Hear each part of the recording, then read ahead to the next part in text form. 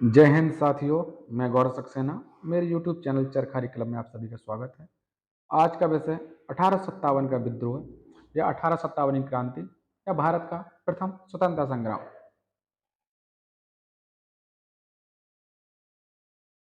1857 के विद्रोह के समय इंग्लैंड के प्रधानमंत्री पार्मेस्टन थे। 1857 के विद्रोह के समय कंपनी के मुख्य सेनापति थे जॉर्ज एनिसन। 1857 के विद्रोह के समय भारत का सम्राट मुगल बादशाह बहादुर शाह जफर था तथा 1857 के विद्रोह के प्रारंभ के बाद नियुक्त ब्रिटिश सेनापति था कॉलिन कैंपबेल। अब आगे बढ़ते हैं प्रश्नों की ओर। तो आपको बता दें 1857 के विद्रोह के कारण क्या थे। आज हम 1857 की संपूर्ण क्रांति पर चर्चा करेंगे कि आखिर क्या कारण थे कि 1857 की क्रांति या विद्रोह असफल हो गया था। तो 1857 के विद्रोह के कारण क्या क्या थे इसको विस्तार पूर्वक समझ लेंगे। तो 1857 के विद्रोह के राजनीतिक, सामाजिक, आर्थिक, धार्मिक और सैनिक कारण विद्यमान थे, परंतु सीधे तौर पर इसका मुख्य कारण अंग्रेजों द्वारा भारतीय जनता का अमानवीय शोषण था। तो 1857 के विद्रोह के राजनीतिक कारण क्या क्या थे। तो 1857 की क्रांति के राजनीतिक कारण कौन कौन से थे। तो बढ़ते हैं पहले विषय की ओर। 1857 की क्रांति का राजनीतिक कारण क्या था। यद्यपि मुगल सम्राट 1803 से ब्रिटिश संरक्षण में रहने लगे थे, मुगल सम्राट की बादशाहत नाम मात्र की रह गई थी। इसके पश्चात मुगल बादशाह से दावे और अधिकार छीन लिए गए थे। तत्कालिक गवर्नर जनरल लॉर्ड डलहौजी ने तो सम्राट को लाल किले से हटने तक का आदेश दे दिया था तथा बादशाह को उपाधि छोड़ देने को कह दिया गया था। इन घटनाओं से भारत के सभी लोग बादशाह के अपमान से नाराज हुए और उनकी बादशाहत को मिटते हुए नहीं देखना चाहते थे। 1857 क्रांति का एक प्रमुख कारण यह भी था। दूसरा कारण, अवध के नवाब वाजिद अली शाह को अपदस्थ कर कुशासन के आधार पर यानी अवध के नवाब पर कुशासन का आरोप लगाकर उसको पद से हटा दिया था तथा फरवरी 1856 में अवध को ब्रिटिश साम्राज्य में मिला लिया था। तथा इसका तीसरा कारण था, लॉर्ड डलहौजी ने राज हड़प नीति के अंतर्गत उचित एवं अनुचित तरीकों से देशी राज्यों का अपहरण कर लिया था। जिन राज्यों के राजाओं के अपने पुत्र नहीं थे, उनके उत्तराधिकारी बनाने के लिए पुत्र को गोद लेने का रास्ता बंद कर दिया था। राज हड़प नीति के तहत सतारा, जैतपुर, संभलपुर, बघाट, उदयपुर, झांसी और नागपुर को ब्रिटिश साम्राज्य में मिला लिया था। लॉर्ड डलहौजी ने एक नीति चलाई थी जिसका नाम था राज हड़प नीति। उसके तहत जिस राज्य के शासक का अपना कोई पुत्र नहीं होता था, वह किसी भी उत्तराधिकारी को गोद नहीं ले सकता था। जिस राजा का अपना कोई पुत्र नहीं होता था, वह राज्य ब्रिटिश साम्राज्य में मिला लिया जाता था। यह लॉर्ड डलहौजी की राज हड़प नीति थी। इसके तहत प्रथम राज्य जो ब्रिटिश साम्राज्य में मिला हुआ थे सतारा, उसी क्रम में जैतपुर, संभलपुर, बघाट, उदयपुर, झांसी, नागपुर ब्रिटिश साम्राज्य में मिला लिए गए थे। तो 1857 की क्रांति का एक प्रमुख कारण राज हड़प नीति भी था। आगे बढ़ते हैं। अंग्रेजों ने पेशवा बाजीराव द्वितीय के दत्तक पुत्र नाना साहब की पेंशन को बंद कर दिया था। कर्नाटक, सूरत और तंजौर की राजाओं की उपाधियों का अंत कर दिया था। लॉर्ड डलहौजी ने 1854 में एक इनाम कमीशन बैठाया था।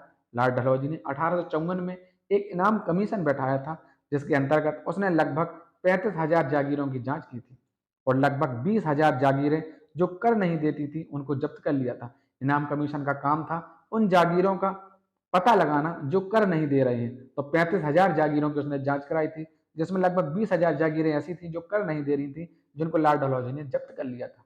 कंपनी में भारतीयों को उच्च पदों पर नहीं रखा गया तथा जो भारतीय उच्च पद पर थे उनको पद से हटा दिया गया था। यह भी 1857 की क्रांति का एक प्रमुख कारण था। तो ये चार कारण राजनीतिक कारण थे। अब आते हैं आर्थिक कारण पर। तो 1857 क्रांति के आर्थिक कारण कौन कौन से थे, बढ़ते हैं आगे। अंग्रेजों की आर्थिक शोषण की नीति ही विद्रोह का प्रमुख कारण थी। यह शोषण भूमि व्यवस्थाओं के नए नए आविष्कार, करों में वृद्धि एवं भारतीय उद्योग धंधों को नष्ट करके किया गया था।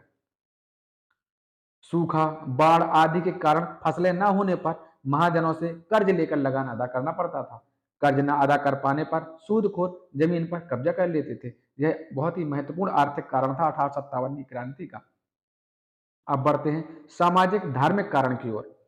सामाजिक धार्मिक कारण क्या थे 1857 की क्रांति के।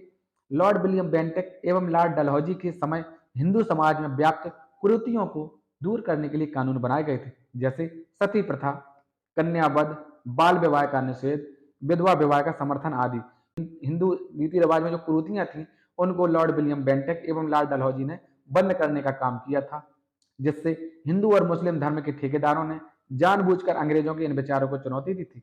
जबकि यह कार्य अंग्रेजों के अच्छे कार्य थे, उसके बावजूद भी हिंदू मुस्लिम धर्म के ठेकेदारों ने इन विचारों को चुनौती दी, क्योंकि इन कार्यों से उन ठेकेदारों की शक्ति की प्रभाव में कमी आ रही थी। अंग्रेज भारतीयों को काले अथवा सुअर की संज्ञा देते थे। होटलों और क्लबों में भारतीय प्रवेश नहीं कर सकते थे। अंग्रेजों ने शिक्षण संस्थाओं में ईसाई धर्म का प्रचार प्रसार प्रारंभ कर दिया तथा अनेक व्यक्तियों को ईसाई बनाया। अंग्रेजों ने मंदिर मस्जिदों की जमीनों पर लगान लगाना प्रारंभ कर दिया, जिस कारण हिंदू व मुस्लिम ने इनका विरोध किया व समाज में असंतोष फैल गया। यह सामाजिक धार्मिक कारण भी था। 1857 की क्रांति का यह भी एक धार्मिक कारण था। अब बढ़ते हैं आगे। 1857 की क्रांति का तत्कालिक कारण क्या था? तत्कालिक कारण था सन 1856 ईस्वी में सरकार ने पुरानी लोहे की बंदूक ब्राउन बेस के स्थान पर न्यू इनफील्ड राइफल के प्रयोग करने का निश्चय किया था।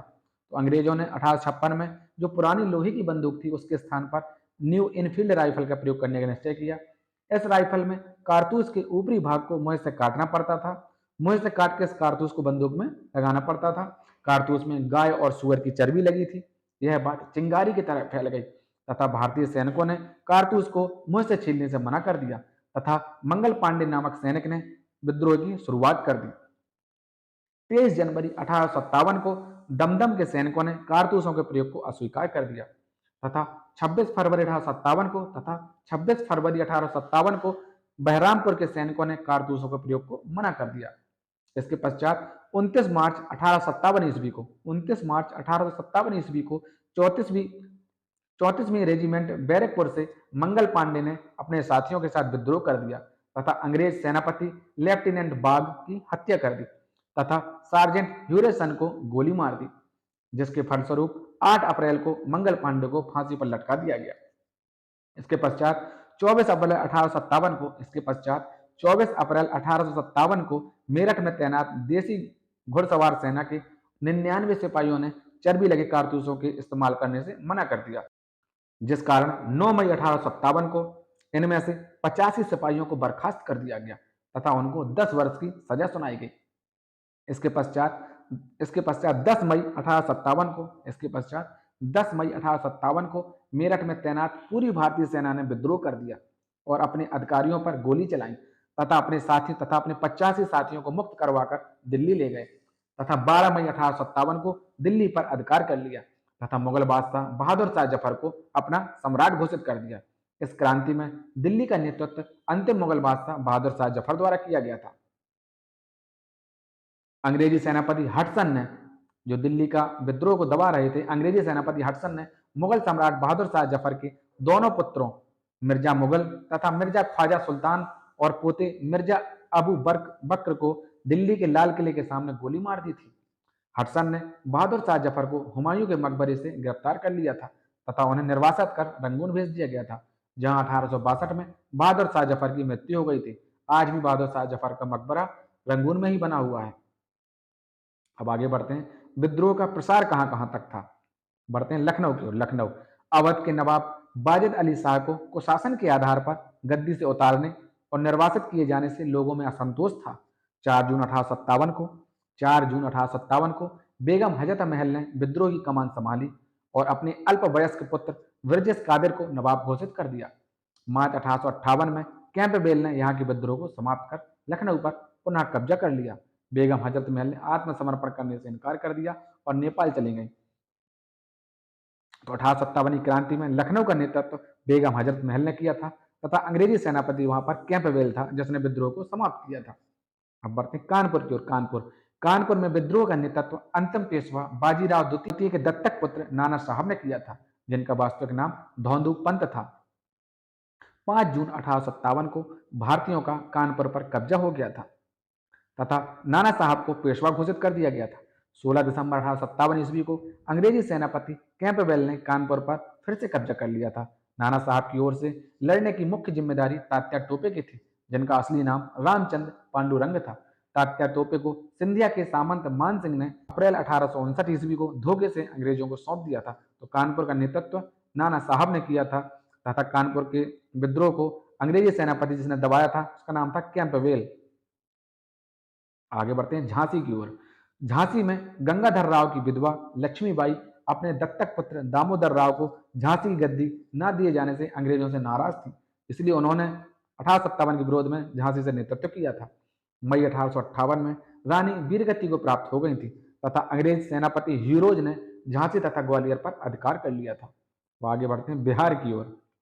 बिहार के जगदीशपुर का नेतृत्व कुंवर सिंह ने किया था। इन्होंने कई बार अंग्रेजों को हराया था। युद्ध के दौरान कुंवर सिंह के हाथ में एक गोली लग गई थी, जिस कारण कुंवर सिंह ने उस हाथ को काटकर गंगा को अर्पित कर दिया था।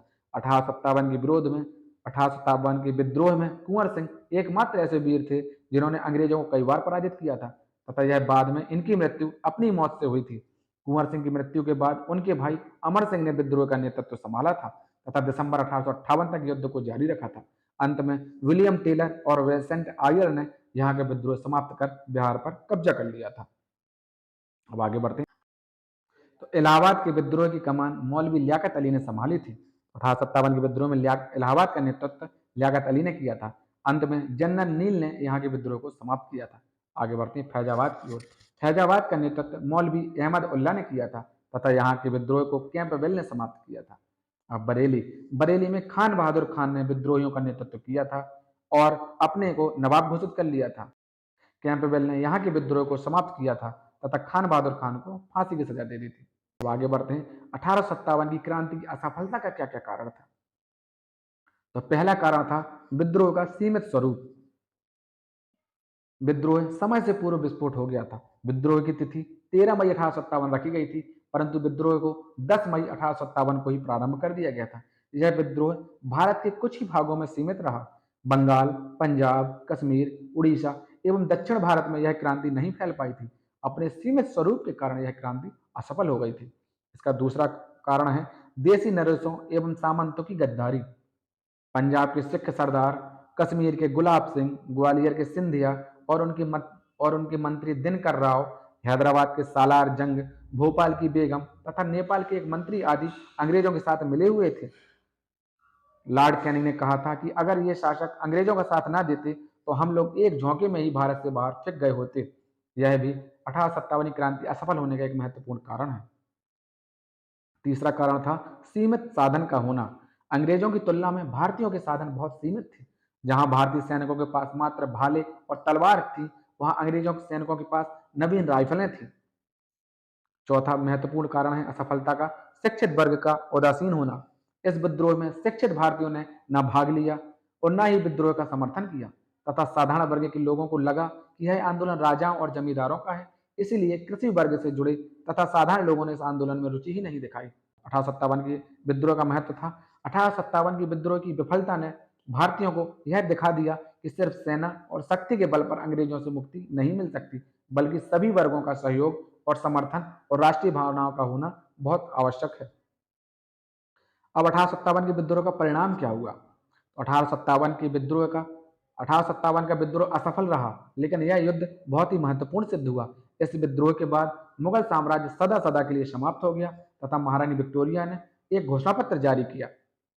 अब चर्चा करते हैं महारानी विक्टोरिया घोषणा पत्र पर। तो महारानी विक्टोरिया घोषणा पत्र लॉर्ड कैनिंग ने 1 नवंबर 1858 को इलाहाबाद में मिंटो पार्क में अपना दरबार लगाया और यहीं महारानी विक्टोरिया घोषणा पत्र पढ़कर सुनाया। तो चर्चा करेंगे महारानी विक्टोरिया घोषणा पत्र पर। पहला बिंदु था भारतीय शासन की बागडोर अब कंपनी के हाथों से निकलकर सीधे ब्रिटिश काउंट के हाथों में चली गई। गवर्नर जनरल को अब वायसराय कहा जाने लगा। तो लॉर्ड कैनिंग कंपनी के अधीन अंतिम गवर्नर जनरल हुआ तथा ब्रिटिश क्राउन के अधीन पहला वायसराय हुआ। दूसरा बिंदु था लॉर्ड डलहौजी द्वारा शुरू की गई राज हड़प नीति को समाप्त कर दिया गया। तो लॉर्ड डलहौजी ने राज हड़प नीति को शुरुआत की थी, तो वो महारानी विक्टोरिया घोषणा पत्र के तहत राज हड़प नीति को समाप्त कर दिया गया तथा भारतीय राज्य के राजाओं को अब उत्तराधिकारी के रूप में पुत्र को गोद लेने का अधिकार वापस मिल गया। तीसरा बिंदु था ब्रिटिश सरकार अब भारतीयों के धार्मिक एवं सामाजिक मामलों में कोई हस्तक्षेप नहीं करेगा। चौथा बिंदु था भारत की देखभाल के लिए एक नए अधिकारी भारतीय राज्य सचिव की नियुक्ति की गई। 1857 की क्रांति का निष्कर्ष क्या निकला। 1857 के विद्रोह में हिंदुओं और मुसलमानों ने समान रूप से भाग लिया था। अंग्रेजों ने बाद में दोनों धर्मों को आपस में लड़ाया, क्योंकि वो जानते थे कि अगर इन दोनों धर्मों को आपस में नहीं लड़ाएंगे तो हम कभी राज नहीं कर पाएंगे। मुस्लिम सांप्रदाय का उन्होंने सहारा लिया और राष्ट्रीय आंदोलन को कमजोर करने का प्रयास किया। इसका अंतिम परिणाम यह हुआ कि भारत और पाकिस्तान का विभाजन हो गया। अब हम एक नज़र में 1857 की क्रांति के भारत की तरफ से जो विद्रोह हुआ और अंग्रेज सेनापति जिसने विद्रोह को दबाया, उसकी चर्चा कर लेंगे। दिल्ली का नेतृत्व किया था बहादुर शाह जफर एवं बख्त खान ने, जिसमें अंग्रेजी सेनापति थे निकलसन और हडसन। कानपुर का नेतृत्व किया था नाना साहब एवं तात्या टोपी ने, जिसमें अंग्रेजी सेनापति थे कैंपबेल। लखनऊ का नेतृत्व किया था बेगम हजरत महल ने, जिसमें अंग्रेजी सेनापति थे हेनरी लॉरेंस और कैंपबेल। झांसी का नेतृत्व किया था झांसी की रानी, जिसको अंग्रेजी सेनापति थे ह्यू रोज। इलाहाबाद का नेतृत्व किया था लियाकत अली ने, जिसमें अंग्रेजी सेनापति थे कर्नल नील। जगदीशपुर बिहार का नेतृत्व किया था कुंवर सिंह और अमर सिंह ने, जिसमें अंग्रेजी सेनापति थे विलियम टेलर और विसेंट आयर। बरेली का नेतृत्व खान बहादुर खान ने किया था, जिसको अंग्रेजी सेनापति हडसन थे। फैजाबाद का नेतृत्व मौलवी अहमद उल्ला ने किया था, जिसे कर्नल नील ने दबाया था। फतेहपुर का नेतृत्व अजीम उल्ला ने किया था, जिसे जनरल रेनर ने दबाया था। यह है 1857 की महान क्रांति की चर्चा।